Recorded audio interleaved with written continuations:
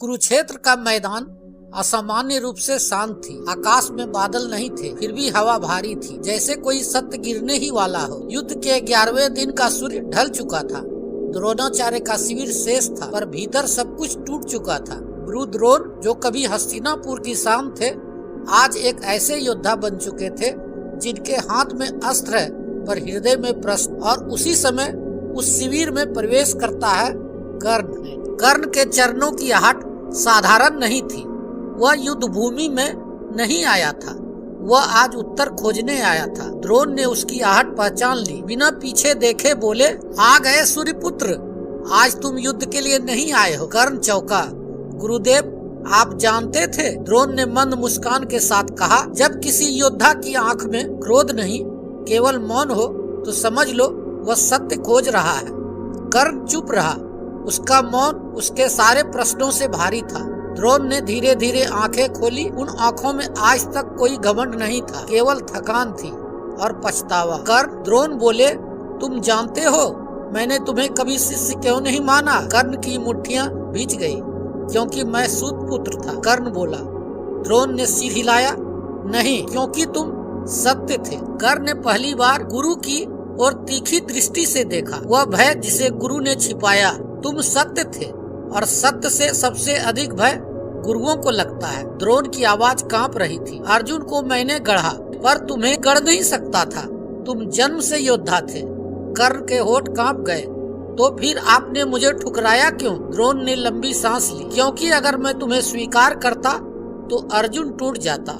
यह सुनते ही कर्ण के भीतर वर्षों का ज्वालामुखी हिल गया। तो मेरा अपमान, मेरे अस्तित्व का इंकार, यह सब केवल इसलिए? द्रोण ने आंखें बंद कर ली। हाँ, मैंने धर्म के नाम पर अन्याय किया और वही अन्याय आज मुझे मारने आ रहा है। कर्ण ने अचानक पूछा, गुरुदेव, क्या अभिमन्यु को मारना भी धर्म था? द्रोण की सांसें रुक गई। नहीं, वह मेरा सबसे बड़ा पाप था और उसी क्षण मेरा अंत लिख दिया गया। द्रोण ने कांपते हाथों से अपनी तलवार नीचे रख दी। कर्ण, क्या तुम्हें पता है कि तुम इस युद्ध में क्यों हारोगे? कर्ण ने ठंडी हंसी हंसी। क्योंकि मैं कौरवों के साथ हूँ। द्रोण ने सिर हिलाया। नहीं, क्योंकि तुम सबसे अधिक धर्मवान हो। कर्ण सन्न रह गया। इस युद्ध में जो जितना धर्म के निकट है वह उतना ही अकेला है, और जो अकेला है वो अंत में हारता है। कृष्ण यह जानते हैं और इसलिए तुम्हारी हार निश्चित है। यह सुनकर कर्ण का शरीर सचमुच कांप उठा।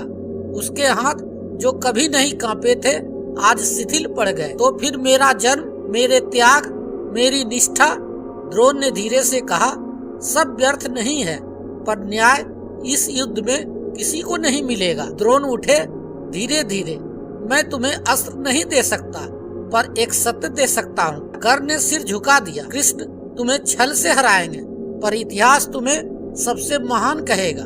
कर्ण ने पहली बार किसी गुरु के चरण छुए। आपने देर कर दी गुरुदेव, और उसी देरी की कीमत मैं अब चुकाने जा रहा हूँ। दूर शंखनाद हुआ। द्रोण ने आंखें बंद की और कर्ण कुरुक्षेत्र की उस रात में अकेला खड़ा रह गया, कांपता हुआ। कुरुक्षेत्र की वह रात कर्ण के जीवन की सबसे लंबी रात थी। द्रोण के शब्द अब भी उसके कानों में गूंज रहे थे। तुम इसलिए हारोगे क्योंकि तुम सबसे अधिक धर्मवान हो। कर्ण रथ पर बैठा था, पर रथ स्थिर था, क्योंकि आज पहली बार उसका मन युद्ध से आगे निकल चुका था। कर्ण ने आकाश की ओर देखा, वही सूर्य जिसे वह पिता कहता था। यदि मेरे हार पहले लिखी है, कर्ण ने पूछा, तो क्या मेरे निर्णयों का कोई मूल्य है? उत्तर में केवल मौन मिला, पर यह मौन उसे डराने लगा। उसी समय द्रोण अपने शिविर में अकेले बैठे थे। उनके सामने अस्त्र नहीं थे, उनके सामने स्मृतियां थी। एक एक कर अतीत लौट रहा था।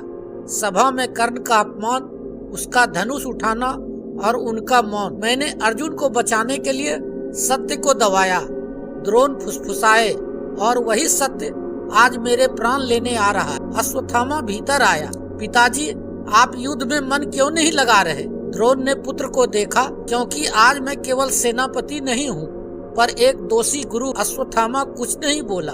वह समझ गया आज उसका पिता पहली बार डर रहा है। रात के तीसरे प्रहर कर्ण को कुंती याद आई।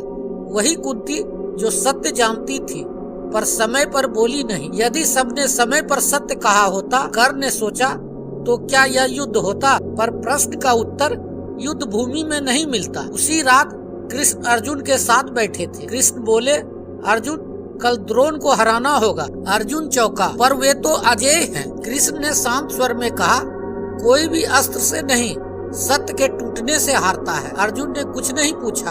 वह जान गया कल धर्म सीधे रेखा में नहीं चलेगा। सूर्योदय के समय पक्षी चुप थे। कर्ण ने इसे देखा, द्रोण ने इसे महसूस किया और कृष्ण पहले से जानते थे। युद्ध शुरू होने से पहले कर्ण द्रोण के पास आया। गुरुदेव, कर्ण बोला, आज युद्ध मत कीजिए। द्रोण चौंके। क्यों? कर्ण ने गहरी दृष्टि से कहा, क्योंकि आज धर्म आपको बचाने नहीं आएगा। द्रोण मुस्कुराए। धर्म ने मुझे बहुत पहले छोड़ दिया था सूर्यपुत्र। युद्ध के बीच वह क्षण आया जब युधिष्ठिर ने यह वाक्य कहा, अश्वत्थामा मरा पर परिणाम पूर्ण मृत्यु। द्रोण के हाथ से अस्त्र गिर गया। उनकी आंखों में केवल एक प्रश्न था, क्या यही धर्म है? जब कर्ण ने सुना कि द्रोण मारे गए तो उसने धनुष छोड़ दिया। उसके होंठ कांप उठे। तो अंततः सत्य नहीं, नीति जीत गई। उसने पहली बार कृष्ण को देखा और समझ गया, यह युद्ध केवल कौरव पांडव का नहीं था, यह युद्ध सत्य और आवश्यकता का था। संध्या होते होते कर्ण अकेला खड़ा था। उसने स्वयं से कहा, आज मैं जान गया हूँ कि मेरी हार क्यों निश्चित है, क्योंकि मैं इस युद्ध में झुक नहीं सकता। दूर से शंखनाद हुआ। कल उसका दिन था या उसका अंत। कुरुक्षेत्र की रात गहरी हो चुकी थी।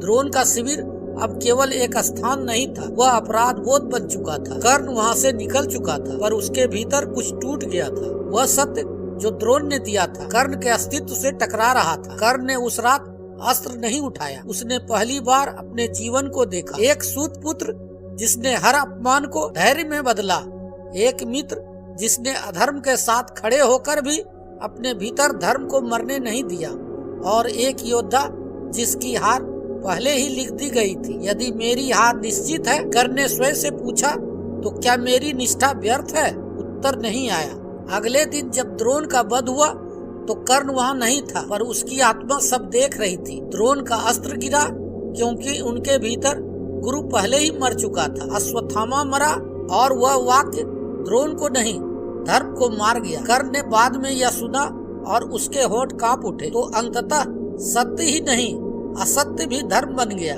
द्रोण की मृत्यु के बाद कृष्ण कर्ण से मिलने आए। यह वह संवाद है जो किसी ग्रंथ में नहीं मिलेगा। कृष्ण बोले, सूर्यपुत्र, अब भी समय है। कर्ण मुस्कुराया, अब नहीं माधव, जब मेरा अस्तित्व मेरे निर्णय से बंधा है। कृष्ण ने उसकी आंखों में देखा। तुम जानते हो तुम्हारी मृत्यु कैसे होगी? कर्ण ने सिर हिलाया। पर मैं यह भी जानता हूँ कि मेरी मृत्यु आपके मौन से होगी। कृष्ण चुप रहे।